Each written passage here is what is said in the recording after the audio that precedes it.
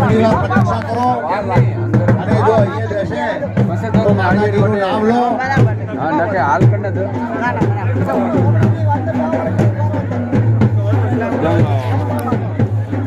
હા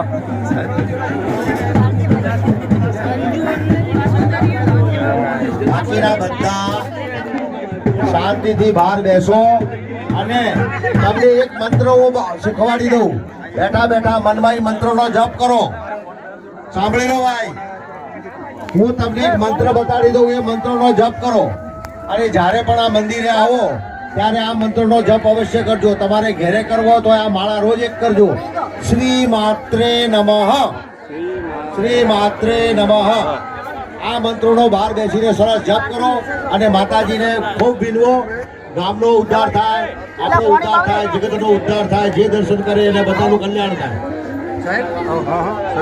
આ છે બનાસકાંઠા જિલ્લાનું દોતીવાડા તાલુકાનું માળીવાસ ગામ અને માળીવાસ ગામની અંદર આજે મહાજોગણીની પ્રાણ પ્રતિષ્ઠા છે અને એ જોગણીમાનું જે મંદિર છે એનું જે મંદિરનો આગળનો જે પ્રાંગણ છે એ પ્રાંગણ ઉપર આજે હવન થઈ રહ્યો છે અને ગામ લોકો છે એ ઉત્સાહભેર આમાં ભાગ લઈ રહ્યા છે.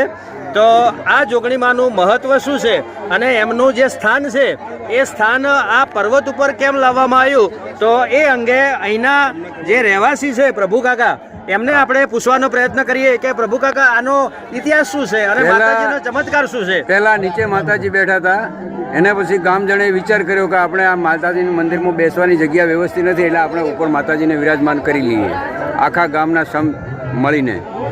એટલે સમગ્ર ગામ ભેગું થયેલું છે, પૂરું ગામ ભેગું તો છે. સમગ્ર ગામે આ માતાજીની પ્રાણ પ્રતિષ્ઠા એમનું જે સ્થાન છે નીચે હતું પણ એમણે પહાડ ઉપર લાવી અને ટોટલી પ્રાણ પ્રતિષ્ઠા એમની કરેલી છે અને ગામ લોકો સમગ્ર ગામ લોકો ઉત્સાહભેર એમાં ભાગ લઈ રહ્યા છે.